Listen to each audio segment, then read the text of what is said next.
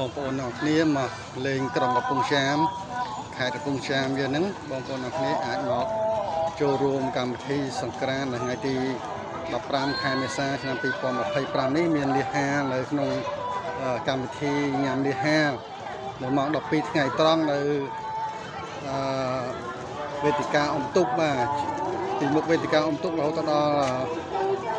សាលាខេត្តកំពង់ចាមយើងបាទសូមចូលរួមញ៉ាំទាំងអស់គ្នាជាមួយនឹងលៀហា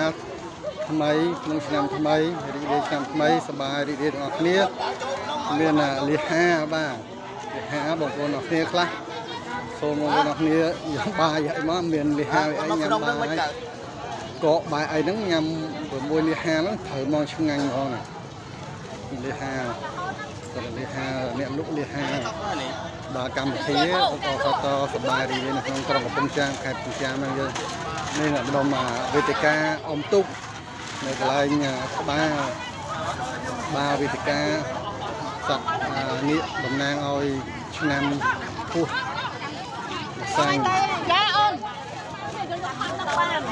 នេះនៅចំមុខមួយអត់សោះហើយវេទិកាហ្នឹងឯងមានរូបពោះ